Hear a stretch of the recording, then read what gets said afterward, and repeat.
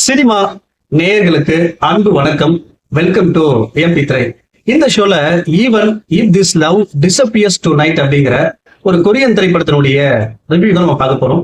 இந்த படம் வந்து பாத்தீங்கன்னா தமிழ் டப்பிங்கோட நெட்ஃபிளிக்ஸ்ல அவைலபிளா இருக்கு. இந்த படத்தை வந்து பாத்தீங்கன்னா ஒரு ரொமான்டிக் டிராமாவா கொடுத்திருக்காங்க.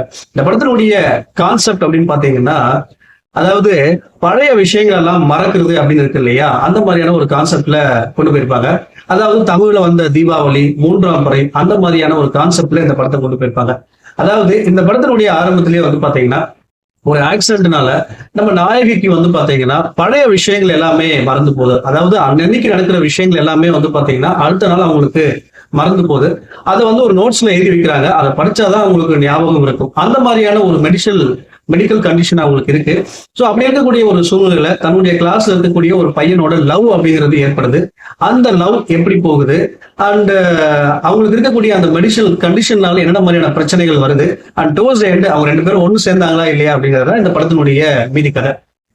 இந்த படத்தை பத்தி ஆலோசனை அப்படின்னா, அதாவது கொரியன் மூவி அப்படின்னாலே வந்து பாத்தீங்கன்னா அந்த ரொமான்ஸ் டிராமா அப்படின்னாலே வந்து பாத்தீங்கன்னா அந்த எமோஷனல் அப்படிங்கிறது ரொம்ப நல்லாவே ஒர்க் அவுட் ஆகும். இந்த படத்துலயே வந்து பாத்தீங்கன்னா அந்த எமோஷனல் பார்ட் அப்படிங்கிறது ரொம்ப நீட்டாவே எடுத்திருந்தாங்க. அண்ட் டுவர்ட்ஸ் எண்ட்ல வந்து பாத்தீங்கன்னா ரொம்ப நல்லாவே ஒர்க் அவுட் ஆயிருச்சு அப்படின்னு சொல்லலாம். அதே போல இந்த படத்துல காட்டக்கூடிய அந்த மெடிக்கல் கண்டிஷன்ஸ் ஸ்டார்டிங்லயே வந்து பாத்தீங்கன்னா அதை காட்டுவாங்க. சோ இந்த மெடிக்கல் கண்டிஷன் இருக்கக்கூடிய ஒரு நபர் இதுக்கப்புறம் இவங்களுடைய வாழ்க்கையில என்ன மாதிரியான ஒரு விஷயங்கள் நடக்கும் அப்படிங்கிற ஒரு சுவாரஸ்யமா இருக்கட்டும், அந்த விஷயங்களை ரொம்ப நீட்டாவே கொண்டு போயிருந்தாங்க. அதே போல வந்து பாத்தீங்கன்னா அந்த இவங்க ரெண்டு பேருக்குள்ள வரக்கூடிய அந்த லவ்ல என்ன மாதிரியான ஒரு பிரச்சனை வரும், சோ அதை வந்து பாத்தீங்கன்னா ஒரு மாதிரி வித்தியாசமா ரொம்ப இன்ட்ரெஸ்டிங்கா கொண்டு போயிருப்பாங்க. இவங்க லவ்ல என்ன பிரச்சனை வரப்போகுது அப்படின்னு நம்ம எதிர்பார்த்து காத்துட்டு இருக்கும்போது அதை ஒரு வித்தியாசமான ஒரு சர்ப்ரைஸ் விஷயமா வச்சு ஒரு விஷயத்த பண்ணிருப்பாங்க. அதுவுமே ரொம்ப நீட்டா இருந்துச்சு.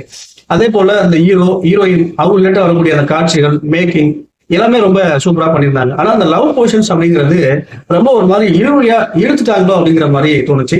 அதாவது அந்த லவ்ல வரக்கூடிய அந்த ஃபீல் குட்ஸ் மூமெண்ட்ஸ் வந்து பாத்தீங்கன்னா நம்மளால உணர முடியல.